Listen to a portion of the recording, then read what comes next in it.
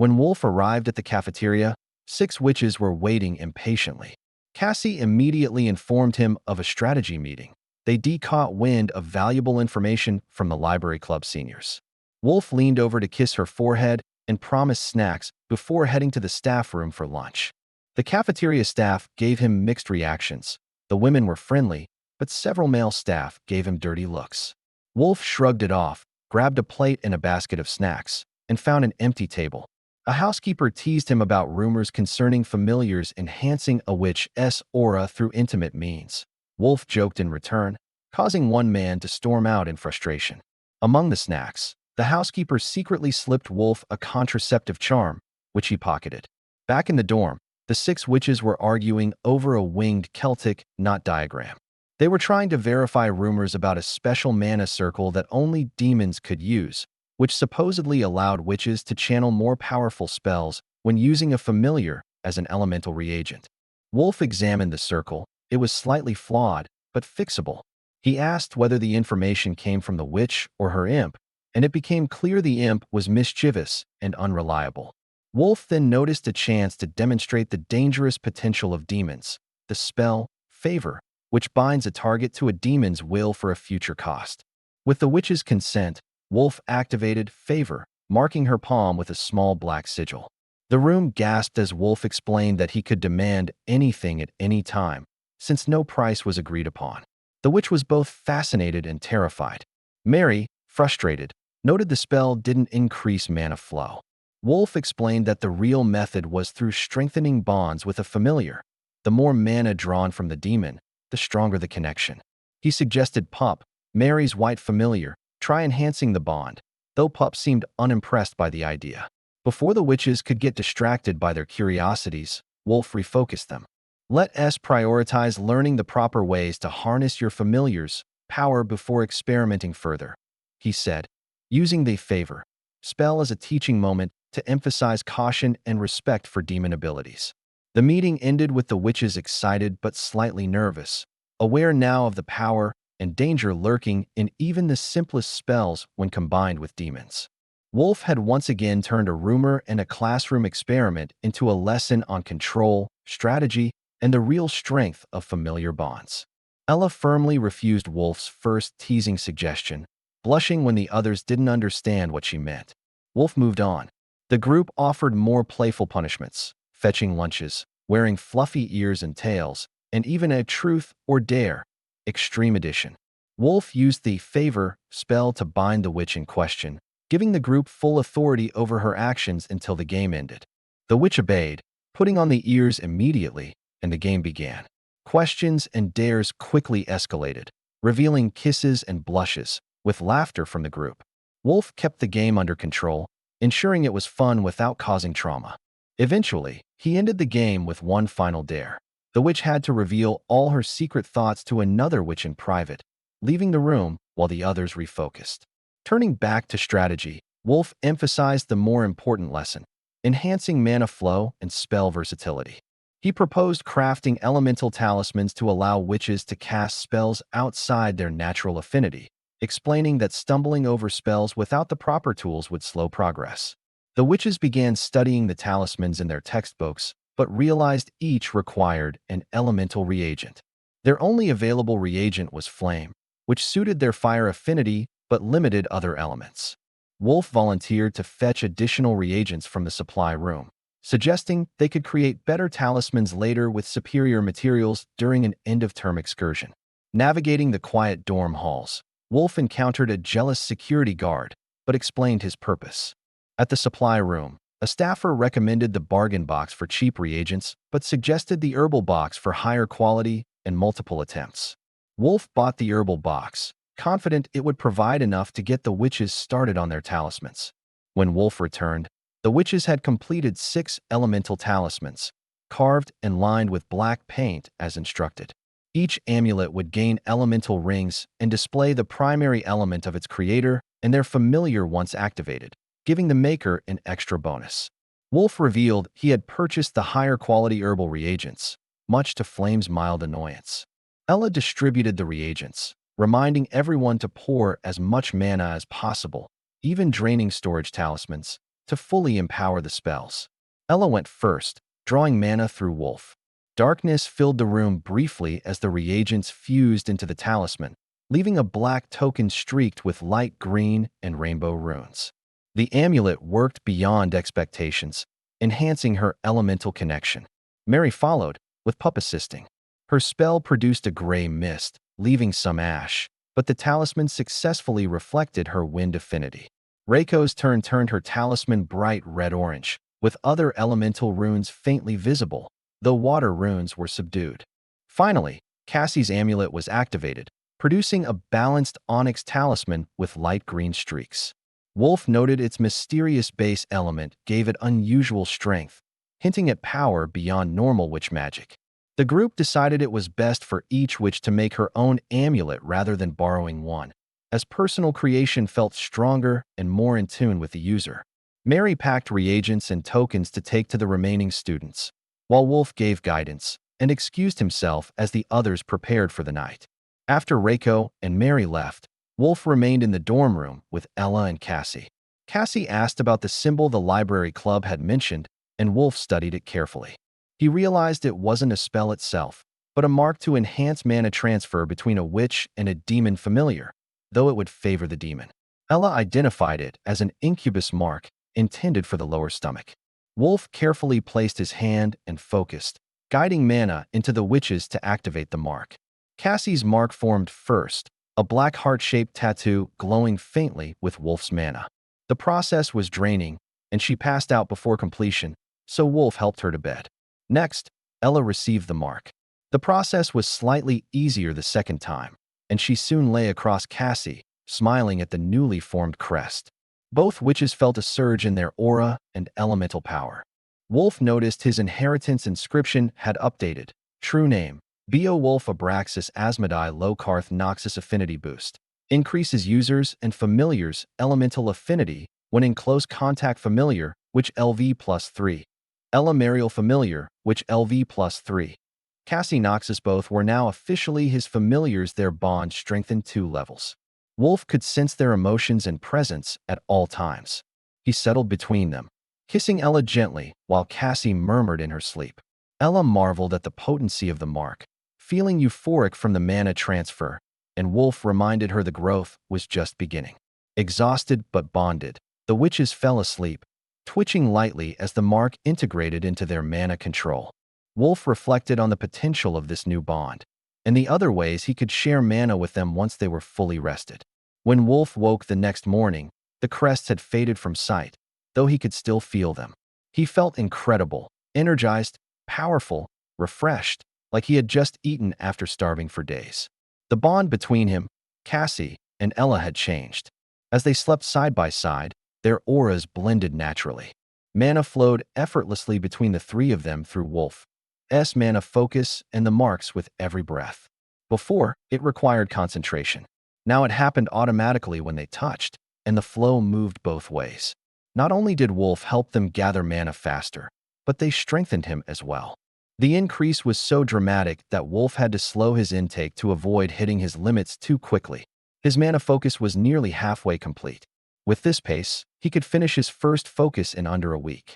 He began meditating, cycling mana in and out. Every bit of strength he gained also strengthened his witches. The inheritance now officially recognized Cassie and Ella as his familiars. They bore his crest, even if it was only visible for a few hours after activation. He considered refilling it before they woke, but the formation had clearly exhausted them, so he held back. "I don't think I can walk," Cassie muttered as she stirred. "But I'll die of embarrassment if Professor Ashcroft asks why I'm late." Wolf suggested a hot shower while he prepared their uniforms. They moved stiffly toward the bathroom, Ella walking carefully with a hand over where the mark had been. Wolf sensed their relief once the water started running. After setting out uniforms and changing linens, Wolf rushed to the supply room. "Muscle relaxant and painkillers," he requested. The attendant handed him numbing gel and massage oil without questions. When he returned, the girls were finishing their shower. He offered the gel, explaining it would help sore muscles. "Just coat me like body butter," Cassie sighed. "I feel like I ran a marathon." Ella laughed and mentioned the massage oil could wait for later. Wolf helped them apply the gel before escorting them to breakfast. At the cafeteria, two excited witches from Mary's study group thanked Wolf. The talismans had activated successfully that morning. That's good news, Wolf replied with a smirk. Over breakfast, gossip spread quickly. New lab assistants had arrived at the academy, sent by the Coven Council without warning. For the first-year class Wolf had been assisting, 6 noble-born young men had appeared as personal assistants for their families' daughters. The headmistress had opposed the idea, but clearly gave in to political pressure. The real shock was that these assistants, many chosen marriage candidates, would now live with the witches they were assigned to instead of servant quarters. Most students were unhappy about losing their independence. A few, like Krista Abilene, were thrilled. Her summoned goblin had been difficult to manage, and having a servant would make her life easier. Over half of class now had devoted young men hovering around them. Professor Ashcroft was visibly irritated. Anyone who received a family assistant is dismissed for the morning. Get settled into your new rooms, she ordered. Reiko protested. Mary complained that her assigned assistant insulted Pup. The professor sent them to the auditorium to file complaints. Soon, only half the class remained, along with Wolf and 2 unfamiliar young men in Coven public safety uniforms. Who were you assigned to? Professor Ashcroft asked. We were sent to join the top entry exam student and the one who summoned a humanoid demon, the large black-haired officer replied. Orders directly from the Coven. Wolf studied them carefully. The muscular one looked simple enough. The slender blonde, however, carried himself like a future charmer. Great, Wolf muttered quietly. More nuisances. And as he watched them, he began calmly planning how to make sure they wouldn't become a problem. I knew they were trouble, Ella whispered as the 2 Coven officers scanned the room. Professor Ashcroft held up a decree. This authorizes assistance for noble daughters. Unfortunately, the Coven neglected to secure permission for the 2 of you. The slender blonde handed her a second sealed document. She read it twice, her frown deepening. It appears you have special authorization. Class, meet Jerry and Stephen Isabelle. The Coven believes they are ideal future grooms for Miss Ella Mariel and Miss Cassie Noxus. Until such time as the girls can defend themselves, these 2 will serve as bodyguards. Stephen stepped forward with a polite smile. Miss Ella, the council believes our personalities are highly compatible. I hope you'll give me a chance. They contacted my family directly? Ella snorted. I'm amazed no one had a heart attack. Stephen handed her a letter from her father. After reading it, Ella passed it to Wolf.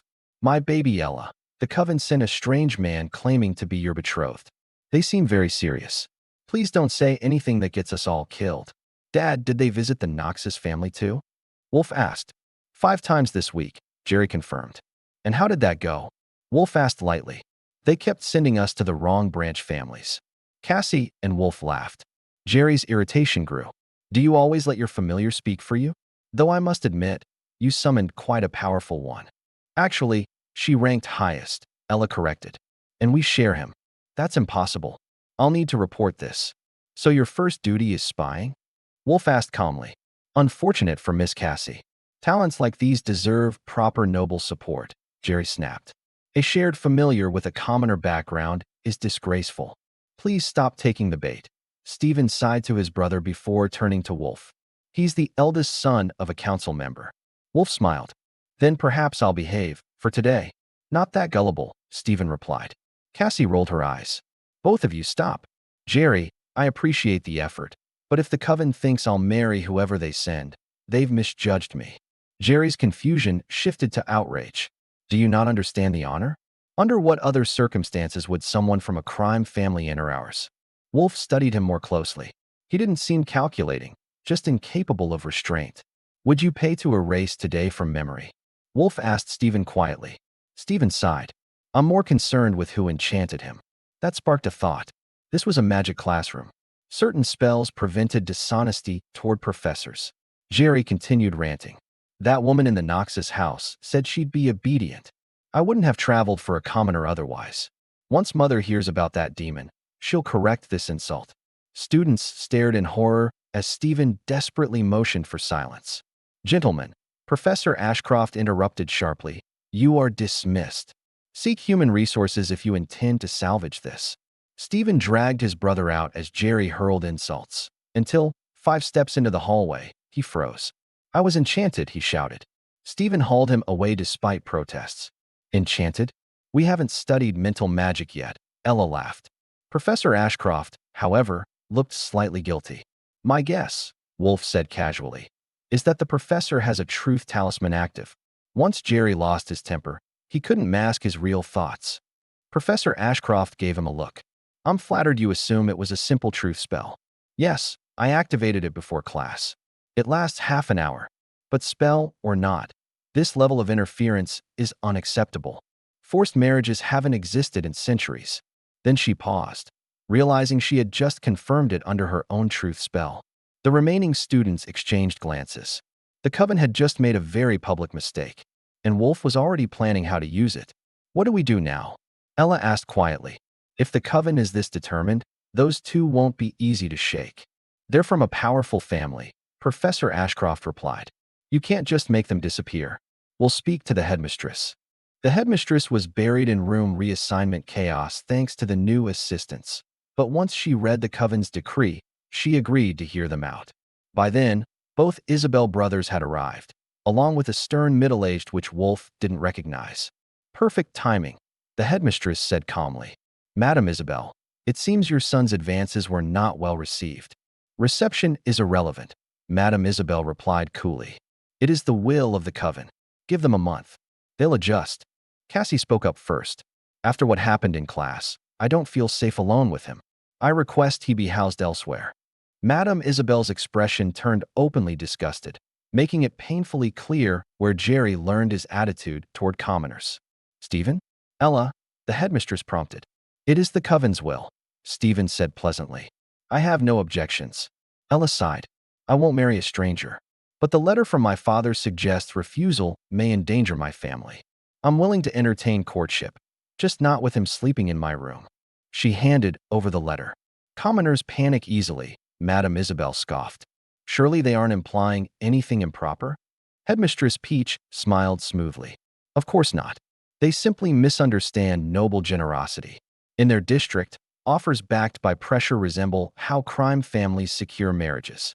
Wolf gained a new appreciation for the headmistress's diplomacy. She was clearly on their side, but her power against the coven was limited. Ella leaned toward Cassie. Aren't you worried? Cassie smirked. You don't know the lower floors. The coven doesn't police them. Crime families do. If they removed mine, for entire levels would destabilize. The coven wouldn't function there until they compensated whoever took control. Several noble students frowned. It can't be that extreme, Stephen said carefully. How did you visit my family? Wolf asked. Jerry shrugged. Standard lower floor convoy. For armored vehicles and a witch. And how many would you need to leave safely if you attacked them? Wolf replied evenly. The auditorium fell quiet.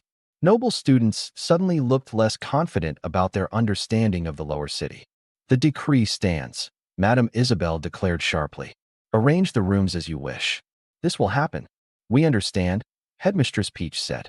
Your sons will stay in employee housing. They may court the students, so long as it doesn't interfere with academics. This is an academy, not a matchmaking gala. That comment clearly stung. I'll bring your baggage, Madam Isabelle told her sons. Professor Ashcroft interjected with a smile. Outside items are prohibited this year due to prior lethal incidents. You may take them back or leave them secured until term break. Madam Isabelle stormed off, ungraceful and furious. Whispers spread immediately among the gathered students, most unflattering to the Isabelle family. They stopped when Jerry glared around the room. Wolf was already considering how to neutralize this disruption to his peaceful life when a familiar imp from the training hall popped in to greet them while its witch finalized her room reassignment. Since everyone's moving today, the imp suggested cheerfully, why not go swimming? My mistress needs exercise. Bring the idiots. They can redeem themselves, or dig a hole they'll never escape. Wolf smiled. That was perfect. A public setting. A chance to observe. A chance to test. While they sort out rooms, let's hit the pool, Wolf suggested. Supply rooms on the way. Or I can loan you gear. Make it a gathering for the athletic witches. Is there a gym? Jerry asked immediately. I don't skip leg day. Fully equipped. Almost empty until this morning, Wolf replied. Those quiet days were over. He called out. Pool in 30 minutes for anyone interested. A few cheers answered. Wolf wrapped an arm around Stephen and steered him along. Cassie and Ella exchanged wary looks, but understood the opportunity. Public setting. Witnesses. Control. We'll grab suits, Ella called. Turn on the towel heaters. As they split up, Wolf studied Stephen more closely. Something felt off. Not unhealthy, not unstable. Just performed. His politeness seemed genuine, but his reactions elsewhere were strained. When Wolf casually asked, "Speedos or trunks?" Stephen flustered badly. That didn't match someone raised among noble sons. Near the pool entrance, Stephen tensed again. Wolf nudged him lightly with mana. A faint aura flickered. Wrong frequency, wrong resonance. Everything clicked. The nerves. The careful distance. Jerry insisting on separate rooms. Stephen wasn't Stephen. He was a witch in disguise. Well, that changed things. There are private showers if you're shy, Wolf said lightly, nudging him toward the locker room. Even Jerry smirked. Inside the showers, once water masked their voices, Jerry spoke first. "You've got a plan, demon. Assassination would be foolish. I gathered 100 of the Academy's strongest witches," Wolf replied evenly. "If one doesn't catch your interest, I'll escalate options. But understand this, Cassie isn't happening." Jerry considered him. Mother won't accept weakness. So that was it. Political leverage. Power consolidation. What about Krista Abilene? Wolf offered casually. Top-ranked. Demon familiar. Rival family, Jerry dismissed. They dressed and returned to the pool deck. Stephen was already there, fully covered, lounging safely away from the water. Interesting. Risa entered first and immediately sized Jerry up with a grin. "You brought me candy? How thoughtful." "Risa, this is Jerry Isabelle," Wolf said. "Oh, I know," she replied sweetly. "I used to beat him after school." Recognition flashed across Jerry's face. "It's you." Her teasing broke the tension instantly. More witches arrived, and the noble heir's intimidation factor evaporated under casual mockery and open appraisal. The pool area filled quickly. Laughter, splashing, competition brewing. Wolf kept Jerry engaged and away from Cassie, watching carefully. He needed proof. If Stephen was under a transformation spell, there had to be a trigger, a weakness. And in a crowded pool full of mana fluctuations and excited witches, there would be plenty of opportunities. Today had shifted from political inconvenience to tactical advantage, and Wolf intended to enjoy every second of it. By the time the imp returned with snack trays, Jerry had already headed to the gym with half a dozen witches trailing behind him. Wolf was lounging poolside after a race with some senior students. Wolf took the tray and lowered his voice. "Do you know a spell that breaks magical disguises?" "I know of one," the imp replied. "You must be stronger than the caster, and it won't reverse the spell permanently. A suppression spell can force their true form briefly, but I never learned it." "Still helpful." Wolf handed him a sandwich. "She forbade me from taking snacks," the imp grinned, "but not accepting them." Wolf made a note to check the library later. Stephen approached while the pool devolved into blatant flirting. For the view alone, this was a good idea, he sighed. Everyone looks happy. "You got a bad assignment," Wolf replied calmly. "And I'd feel worse for you if you weren't sent to steal my witch. But I might be able to help, if you're willing to sacrifice a little pride." Stephen narrowed his eyes. "Explain." "You arrived as the coven's chosen groom. That puts you beneath them socially here. If you came in as an equal, things might be different. Meet me in the library tonight. I can help." After hesitation, Stephen agreed. Whether it helped him the way he expected was another matter. Eventually, everyone tired out and headed to the cafeteria while waiting for final room assignments. The headmistress had clearly retaliated in subtle ways. The new assistants were assigned real work: teachers' aides, groundskeepers, maintenance. Jerry Isabelle, groundskeeping. Stephen Isabelle, teacher's assistant to Professor Miranda. Interesting. If Stephen truly was what Wolf suspected, assisting a first-year class could give him everything needed to build strength and possibly awaken his aura properly, even if it exposed him. Once assignments were confirmed, Wolf told Cassie and Ella he was heading to the library. Mary had been reassigned due to Reiko receiving a butler, who already bore scorch marks from flame. Mary, meanwhile, seemed to have acquired more of a babysitter than a fiancé, judging by how protective the young man was around Pup. Wolf left them laughing and headed for the library. He asked about disguise-breaking spells and discovered something unexpected. The spell was listed in the Adventurer's Handbook, a book he already owned. He borrowed a spare copy and found 2 useful entries. The suppression circle was simple, but short-lived, and only a witch could activate it. More interesting was the next spell, Detect Hidden. It could reveal disguised beings, camouflaged objects, and low-level invisibility. Normally light-based, but it could be cast with unholy magic, with warnings about side effects when used by demonic familiars. Wolf smirked. The handbook cautioned that demonic familiars were notoriously petty when given enhanced perception. That sounded less like danger and more like opportunity. He practiced quietly while waiting, unsure if Stephen would actually come. Only half an hour before lights out, Stephen entered the library. He looked nervous, but determined. Wolf closed the book slowly. The real test was about to begin. While waiting for Stephen, Wolf activated Detect Hidden and instantly understood why the Adventurer's Handbook had included warnings. At full power, nothing remained concealed. Hidden shelves, concealed runes, faces beneath makeup, and clothing, every layer of it, turned translucent. Wolf immediately tore his gaze away from the elderly librarian near the entrance, forcing the spell to narrow its focus. Then he looked at Stephen. The truth was horrifying. Beneath the disguise stood not a young man, but an emaciated woman, tall, fragile, with stringy blonde hair and clear blue eyes. Her body was a map of cruelty. Long scars crossed her limbs and torso. One side of her face bore old burn damage, half-healed but permanent, and layered over the scar tissue were tattoos, intricate magical circles covering nearly every inch of her body. Enhancement, defense, concealment.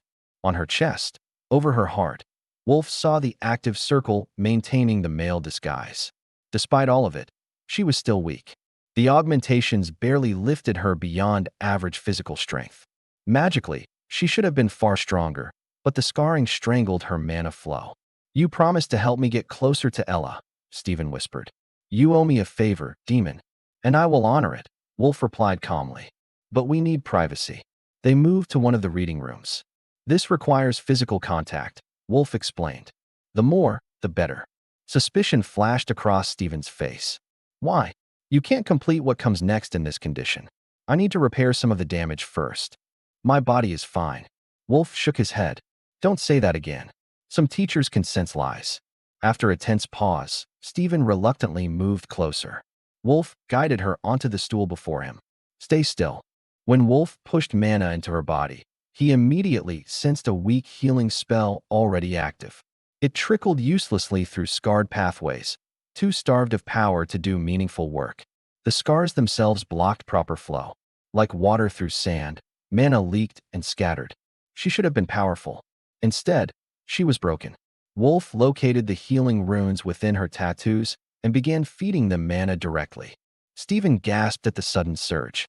"Focus," Wolf instructed quietly. "Heal the internal scarring first. Clear the pathways." Shock flickered in her eyes, but she obeyed. It was delicate, painful work. Slowly, carefully, she repaired a few internal channels before the announcement echoed through the library. "Lights out in 5 minutes." It wasn't much progress, but it was a beginning. "Come back tomorrow," Wolf said. "We'll continue. Once you're stable, we move to the next step." "And if that fails?" she asked. "Then we cheat. I can solve your problem with a single spell." Her breath caught. Temptation flickered there. They left the reading room together. The assistant gave them a curious look, but said nothing. That night, Stephen barely slept. The disguise had failed, exposed almost immediately. The council's assurances meant nothing now. Yet Wolf had kept his word. He had helped. And demons did not break deals. A single spell. What miracle could possibly do what years of planning had not? Morning brought no answers. Stephen went to breakfast early to greet Ella, and to make sure Jerry hadn't caused trouble overnight. His brother's temper would not serve him well here. The moment Stephen entered the cafeteria, Wolf crossed the room and pulled him into a warm embrace. At the same time, he flooded mana into the healing rune on her scalp. The sudden surge nearly drew a sound from her throat. That would have been disastrous. For a fleeting, dangerous moment, she wondered if this had been Wolf's intention all along, to create the appearance of intimacy, to discourage suspicion about the time they spent together. It was manipulative, underhanded, clever. And as Wolf's mana lingered in her veins like warmth after a fire, she realized something unsettling. The thought didn't entirely displease her. With Stephen seated among the newcomers, the group finally felt balanced. Reiko had gained an assistant from home. Mary was bonding happily with another lover of fluffy creatures, unaware that, to him, she qualified as one. Wolf and Stephen sat across from Cassie and Ella. "What class is today?" Ella asked Stephen, while Wolf casually kept sliding extra food onto his plate. Under the disguise, Stephen looked painfully thin. Now that she was at the academy, there was no reason she shouldn't start recovering, especially with Wolf reinforcing her healing spell daily. "Just afternoon class of magical studies," Stephen replied. Apparently, this is how it used to be. The men either accompanied their witches everywhere or assisted in classes before acting as bodyguards on excursions. Reiko perked up. "After the first exams, we'll be allowed into the wilderness for training and gathering resources. It's too bad we won't have enchanted battle armor this year. Without it, our range is limited." She explained how nature armor required too much mana to sustain in real combat, especially while casting offensive spells. Her assistant looked pale at the thought of monsters and undead. "Don't worry," Reiko told him gently. "We're the strongest in the year. You just carry the pack." "Do we really have to go?" he complained. "You'll have a council job anyway." Her expression turned glacial. "Complain again and explain your weakness to my mother yourself." Silence followed. Around them, similar conversations echoed. First years adjusting to arranged partners. Third years scrambling for advantages before ranking exams. Everyone was maneuvering. "I just need hemlock, fresh walnuts, and spirit grass," Reiko muttered. Wolf smiled. "It's autumn. Walnuts and hemlock are visible from the wall. Stephen and I can gather them this morning. Get enough for everyone," Ella added knowingly. "Of course." Wolf stood, pulling a confused Stephen with him. They collected backpacks from storage without issue, though the gate guards hesitated when the two young men attempted to leave alone. "Be careful," one warned. "We haven't seen threats nearby, but there are no guarantees." "We just need walnuts, hemlock, and spirit grass," Wolf replied. "Any idea where the grass grows?" "By the river, about a kilometer out. Cut it high so it regrows." Outside the wall, the air felt different, less restrained. They quickly gathered several kilograms of walnuts and packed hemlock branches. When they were finally out of sight, Wolf leaned closer. "I'll refill your mana. Push that healing spell as hard as you can. You being able to use magic properly is critical." "You won't expose me?" Stephen asked quietly.